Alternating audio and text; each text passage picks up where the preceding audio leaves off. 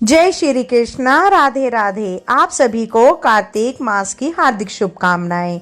मैं आशा करती हूँ कि आप सभी कार्तिक मास के नियमों का पालन कर रहे होंगे और भगवान विष्णु की कृपा से कार्तिक महात्म्य के पूरे अध्याय और कहानी का रसपान भी कर रहे होंगे। श्रोताओं, आज हम आरंभ करते हैं कार्तिक मास महात्म्य के आगे के अध्याय का वृत्तांत। परंतु यह वृत्तांत सुनने से पहले हम रसपान करेंगे भगवान विष्णु की एक कहानी से। एक बार भृगु ऋषि ने जानना चाहा कि ब्रह्मा, विष्णु और महेश में कौन सबसे श्रेष्ठ है। वह बारी बारी सबके पास आए। ब्रह्मा और महेश ने भृगु को पहचाना तक नहीं, ना ही आदर किया। इसके बाद भृगु विष्णु के यहाँ गए। विष्णु भगवान विश्राम कर रहे थे और माता लक्ष्मी उनके पैर दबा रही थी। भृगु ने पहुंचते ही कुछ नहीं कहा, ना सुना और भगवान विष्णु की छाती पर पैर से प्रहार कर दिया। लक्ष्मी जी यह सब देखकर चकित रह गई, किंतु भगवान विष्णु ने भृगु का पैर पकड़कर विनीत भाव से कहा कि मुनिवर, आपके कोमल पैर में चोट लगी होगी, इसके लिए क्षमा करें। लक्ष्मी जी को भगवान विष्णु की इस विनम्रता पर बड़ा क्रोध आया। वह भगवान विष्णु से नाराज होकर भूलोक पर आ गई और कोलाहलपुर में रहने लगी। लक्ष्मी जी के चले जाने से भगवान विष्णु को लगा कि उनका श्री और वैभव ही नष्ट हो गया और उनका मन बड़ा अशांत रहने लगा। लक्ष्मी जी को ढूंढने के लिए वह श्रीनिवास के नाम से भूलोक आए। घूमते घूमते वेकटचल पर्वत क्षेत्र में बकुलाई माई के आश्रम पर पहुंचे। बकुला माई ने उनकी बड़ी आवभक्त करी। उन्होंने आश्रम में ही रहने को कहा। एक दिन जंगल में एक मतवाला हाथी आ गया। आश्रम वासी डर कर इधर उधर भागने लगे।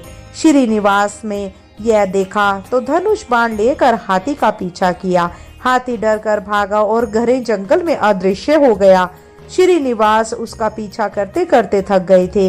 वह एक सरोवर के किनारे वृक्ष की छाया में लेट गए और उन्हें हल्की सी झपकी आ गई। थोड़ी देर में शोर सुनकर वह जागे तो देखा कि 4 से 6 युवतियां उन्हें घेरे खड़ी हैं। श्रीनिवास को जगा हुआ देखकर वे झपट कर बोली, यह हमारी राजकुमार पद्मावती का सुरक्षित उपवन है और यहाँ पुरुषों का आना मना है।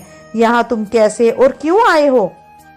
श्रीनिवास कुछ जवाब दे इससे पहले ही उनकी दृष्टि वृक्ष की ओर से झांकती राजकुमारी की ओर गई। श्रीनिवास पद्मावती को एक टक देखते रह गए। थोड़ा संयत होकर कहा, देवियों, मुझे पता नहीं, मैं शिकार का पीछा करता हुआ यहाँ आया था। थक जाने पर मुझे नींद आ गई, इसीलिए शर्मा करें। श्रीनिवास आश्रम में तो लौट आए, किंतु बड़े उदास रहने लगे। एक दिन बकुलाई माई ने बड़े प्यार से उनकी उदासी का कारण पूछा तो श्रीनिवास ने पद्मावती से भेंट होने की सारी कहानी कह सुनाई। फिर कहा कि उसके बिना मैं नहीं रह सकता। बकुला माई बोली, ऐसा सपना मत देखो। कहाँ वह प्रतापी चोल नरेश आकाश राज की बेटी, और कहा तुम आश्रम में पलने वाले एक कुल गोत्रहीन युवक। श्रीनिवास बोले, माँ, एक उपाय है, तुम मेरा साथ दो तो सब संभव हो जाएगा। बकुला माई के श्रीनिवास का सच्चा प्यार देखकर हाँ कर दी। श्रीनिवास ज्योतिष जानने वाली औरत का वेश बनाकर राजा आकाश की राजधानी नारायणपुर पहुंचे। उसकी चर्चा सुन पद्मावती ने भी उस औरत को महल बुलाकर अपना हाथ दिखलाया। राजकुमारी के हस्तरेखा देखकर वह बोली, राजकुमारी, कुछ दिन पहले तुम्हारी भेंट तुम्हारे सुरक्षित उद्यान में किसी युवक से हुई थी। तुम दोनों की दृष्टि मिली थी। उसी युवक से तुम्हारी शादी का योग बनता है। पद्मावती की माँ धरना देवी ने पूछा, यह कैसे हो सकता है? ज्योतिषी औरत बोली, ऐसा ही योग है। ग्रह कहते हैं कोई और औरत आपके बेटे के लिए आपकी बेटी मांगने स्वयं आएगी। 2 दिन बाद सचमुच ही बकुलाई माई एक तपस्विनी के भेष में राजमहल आई। उसने अपने युवा बेटे के साथ पद्मावती के विवाह की चर्चा करी। राजा आकाश में बकुला माई को पहचान लिया। उन्होंने पूछा, वह युवक है कौन? बकुला माई बोली, उसका नाम श्रीनिवास है। वह चंद्रवंश में पैदा हुआ है, मेरे आश्रम में रह रहा है, मुझे माँ की तरह मानता है। राजा आकाश ने कुछ सोचकर उत्तर देने के लिए कहा। बकुला माई के चले जाने पर आकाश ने राजपुरोहित को बुलाकर सारी बात बतलाई। राजपुरोहित ने गणना की, फिर सहमति देते हुए कहा कि महाराज, श्रीनिवास में विष्णु जैसा देव गुण है, लक्ष्मी जैसी आपकी बेटी के लिए यह बड़ा सुयोग्य है। राजा आकाश ने तुरंत बकुला माई से यहाँ अपनी स्वीकृति के साथ विवाह की लग्न पत्रिका भेज दी।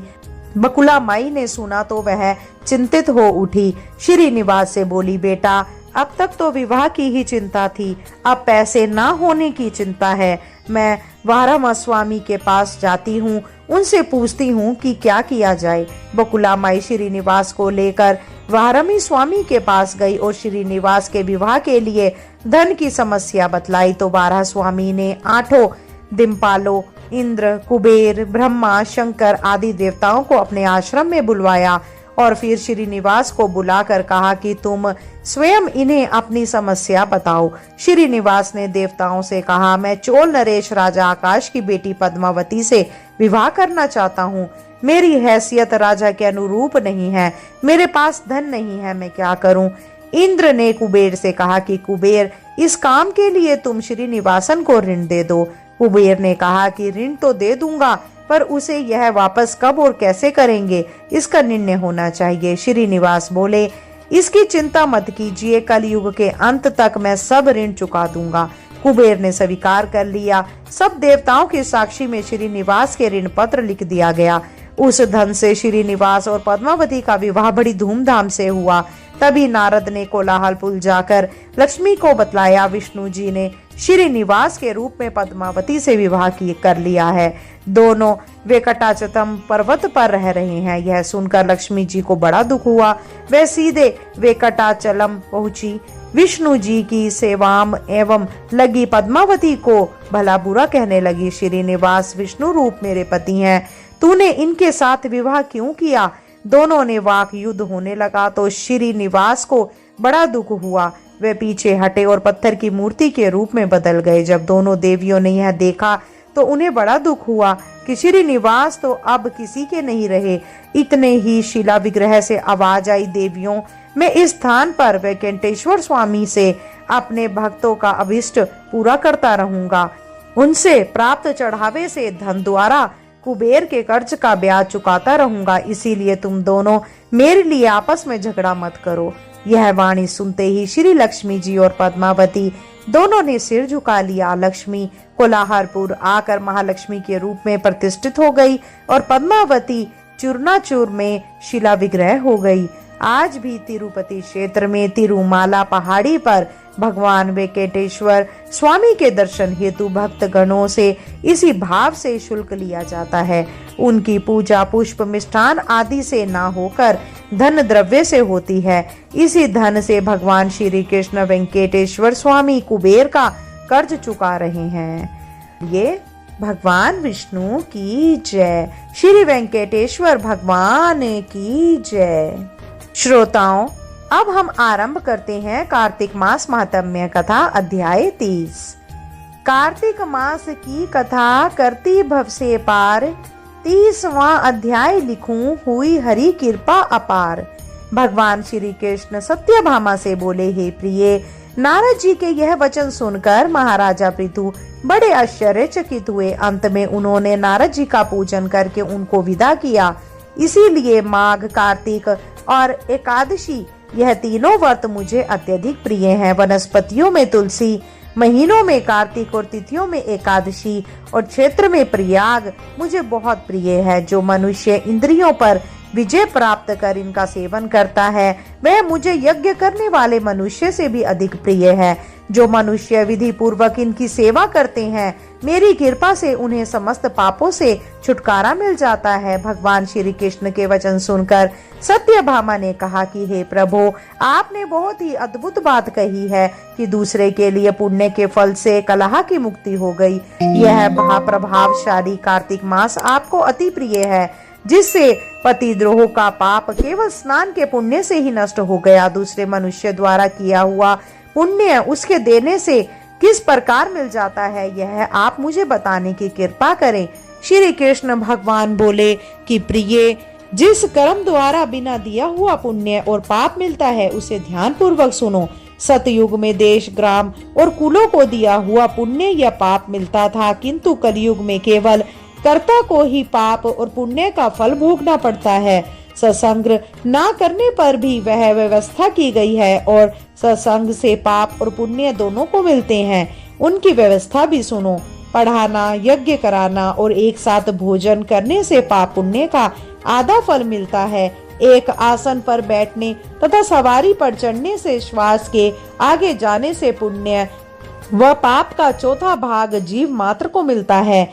छूने से, भोजन करने से और दूसरे की स्तुति करने से पुण्य और पाप का छठवां भाग मिलता है। दूसरे की निंदा, चुगली, धिक्कार करने से उसका सातवां भाग मिलता है। पुण्य करने वाले मनुष्यों की जो कोई सेवा करता है वह सेवा का भाग लेता है और अपने पुण्य उसे देता है। नौकर और शिष्य के अतिरिक्त जो मनुष्य दूसरे से सेवा करवाकर उसे पैसे नहीं देता, वह सेवक उसके पुण्य का भागी होता है। जो व्यक्ति पंक्ति में बैठे हुए भोजन करने वालों की पत्तल लांघता है, वह उसे जिसकी पत्तल उसने लांघी है अपने कर्म का छठवां भाग देता है। स्नान तथा ध्यान आदि करते हुए मनुष्य से जो व्यक्ति बातचीत करता है या उसे छूता है, वह अपने पुण्यों का छठवां भाग दे डालता है। जो मनुष्य धर्म के कार्य के लिए दूसरों से धन मांगता है, वह पुण्य का भागी होता है।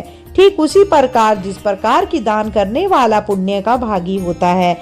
जो मनुष्य धर्म का उपदेश करता है और उसके बाद सुनने वाले ये याचना करता है, वह अपने पुण्य का छठवां भाग उसे दे देता है। जो मनुष्य दूसरों का धन चुराकर उससे धर्म करता है, वह चोरी का फल भोगता है और शीघ्र ही निर्धन हो जाता है। और जिसका धन चुराता है वह पुण्य का भागी होता है। बिना ऋण उतारे जो मनुष्य मृत्यु को प्राप्त होता है, उनको ऋण देने वाला सज्जन पुरुष पुण्य के भागी होते हैं। शिक्षा देने वाला, सलाह देने वाला और सामग्री को जुटाने वाला तथा प्रेरणा देने वाला, यह पाप और पुण्य के छठे भाग को प्राप्त करते हैं। राजा प्रजा के पाप पुण्य के षष्ठांश का भागी होता है। गुरु शिष्य का, पत्नी पति का, पिता पुत्र का, स्त्री पति के लिए पुण्य का छठवां भाग भाती है। पति को प्रसन्न करने वाली आज्ञाकारी स्त्री पति के लिए पुण्य का आधा भाग ले लेती है। जो पुण्य आत्मा पराये लोगों को दान करते हैं, वह उनके पुण्य का छठा भाग प्राप्त करते हैं। जीविका देने वाला मनुष्य जीविका ग्रहण करने वाले मनुष्य के पुण्य के छठे भाग को प्राप्त करता है। इसी प्रकार दूसरों के लिए पुण्य तथा पाप बिना दिए भी दूसरों को मिल जाते हैं। किंतु यह नियम जो कि मैंने बतलाए हैं, ये कलयुग में लागू नहीं होते। कलयुग में तो एकमात्र कर्ता को ही अपने पाप और पुण्य भोगने पड़ते हैं। इस संबंध में एक बड़ा पुराना इतिहास है जो कि पवित्र भी है और बुद्धि प्रदान करने वाला कहा जाता है। उसे ध्यान पूर्वक सुनो। श्रोताओं, यह अध्याय यहीं तक था। इसके आगे का वृतांत हम आपको अध्याय 31 में सुनाने वाले हैं। इसके आगे अब हम श्रोताओं माता तुलसी की आरती करते हैं। तुलसी महारानी नमो नमो, हरि की पटरानी नमो नमो। धन तुलसी पूर्ण तप कीनो, शालीग्राम बनी पटरानी। जाके पत्र मंजरी कोमल, श्रीपति कमल चरण लपटानी। तुलसी महारानी नमो नमो, हरि की पटरानी नमो नमो। धूप दीप नैवेद्य आरती, पुष्पन की वर्षा बरसानी। 56 भोग 36 व्यंजन, बिन तुलसी हरि एक न मानी। तुलसी महारानी नमो नमो, हरि की पटरानी नमो नमो। सभी सखी मैया तेरो यश गावे, भक्ति दान दीजे महारानी। नमो नमो तुलसी महारानी, तुलसी महारानी नमो नमो। तुलसी महारानी नमो नमो, हरि की पटरानी नमो नमो। बोलो तुलसी माता की जय। श्री हरि विष्णु भगवान की जय। श्रोताओं, आज की वीडियो में बस इतना ही। अगर आपको वीडियो पसंद आई हो तो कृपया करके वीडियो को लाइक करके शेयर अवश्य करें। अगर आप चैनल पे नए हैं तो कृपया करके चैनल को सब्सक्राइब अवश्य करें। जल्द मिलते हैं नई वीडियो नई जानकारी के साथ। जब तक के लिए जय श्री कृष्णा, राधे राधे।